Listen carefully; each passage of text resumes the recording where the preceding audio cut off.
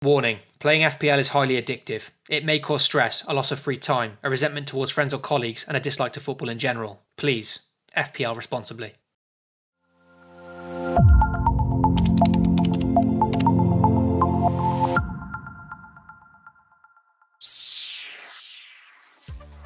Welcome to part 2 of my defender analysis, where I'm looking at the defence of all top 6 teams from an FPL perspective, and giving my opinion on whether these players are worth taking to start the FPL season or not. If you enjoy it and find it useful, then please support the channel by dropping a like and getting subscribed to FPL TV. First up, it's Chelsea, another big side under new management, and therefore more uncertainty. With little World Cup interest in the Chelsea backline though, it's allowed us to get some information on how they've set up during pre-season, and it's looking like Azpilicueta, Rudiger, David Luiz and Alonso are the most likely starting back four. We also saw them line up this way in the Community Shield yesterday, so for game week 1 it's looking pretty set in stone. I think this information alone allows us to rule out the following options to begin the season. Cahill, Emerson, Zappacosta, Christensen, all very capable players, but no evidence that says they'll be starters having studied Chelsea's pre-season, so we'd have to consider these gambles not worth taking for now. Victor Moses could be an exciting prospect for us FPL managers. In the game he's listed as a defender, but he could end up being deployed on the wing in real life as part of a front three. We also saw some evidence of this as he was brought on to replace Pedro yesterday. The problem is though, he's not a guaranteed starter currently, so let's wait on the futures of Willian and Hazard first, and monitor Moses for the opening game week or two. For those of you looking to splash 6.5 million on a defender, the biggest dilemma for some has been choosing between Azpilicueta or Alonso, the two highest scoring defenders last year. This for me is quite simple. If Alonso was guaranteed to start every game and was playing in the previous system, then for me he's the no-brainer. His goal threat and free kicks are unparalleled as an FPL defender. But 1, he's not guaranteed consistent starts yet, and 2, we don't know enough about how he'll play in this new system. Therefore, there's simply too many grey areas to justify spending 6.5 million on a player.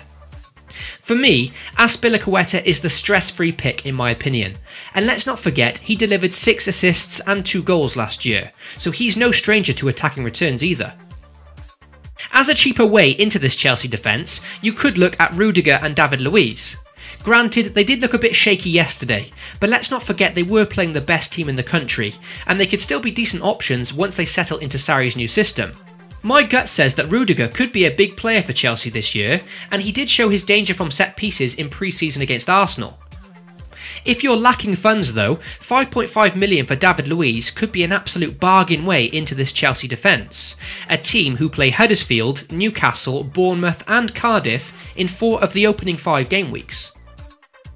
Now on to Manchester United, a team causing us some serious headaches in defence.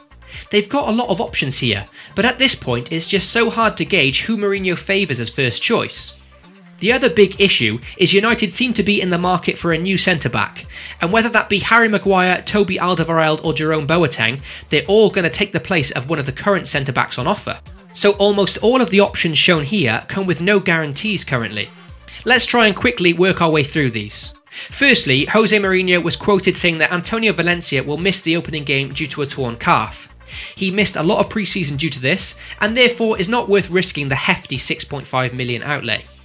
Ashley Young and Phil Jones are yet to start a pre-season game, and both had lengthy World Cups, so these two again are too risky currently.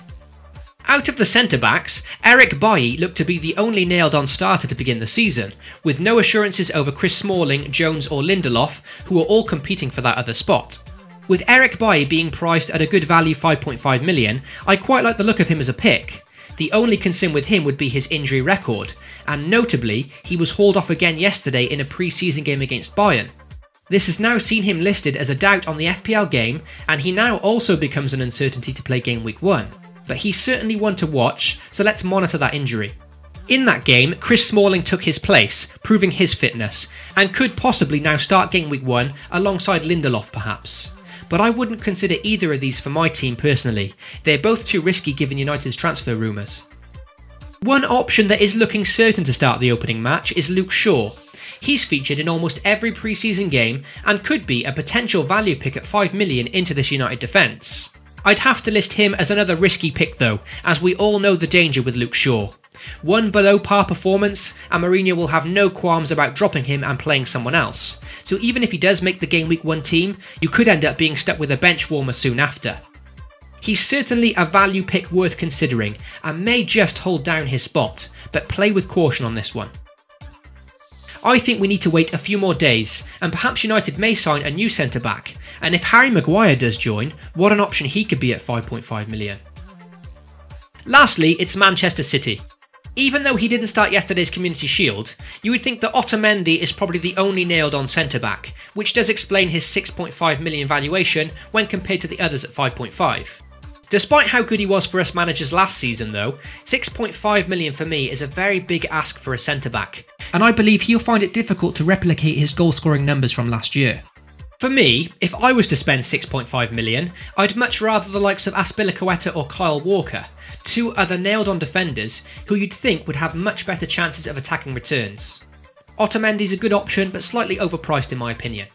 The other centre-back spot would be between Laporte, John Stones and the ageing Vincent Kompany, a choice I'm not willing to risk currently. I like both Stones and Laporte at 5.5 million, but I feel they're priced this cheaply because of their uncertainty. Both started in the Shield yesterday, but surely one of them is going to be dropped to accommodate Otamendi, and who that'll be is anyone's guess, so personally, to start the season, they're ruled out for me. Kyle Walker had an excellent season last year, and certainly flourished under manager Pep Guardiola. So even though I don't like the thought of spending 6.5 million, it'd be criminal of me not to recommend him as a pick this year.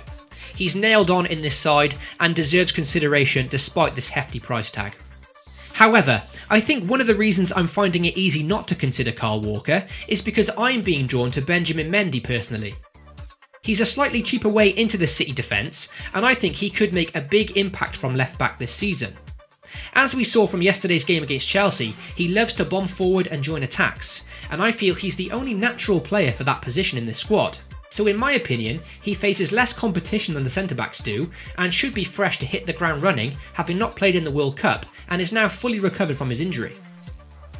So from United, Chelsea and Manchester City, these are the defenders I think are worth considering for the opening game weeks.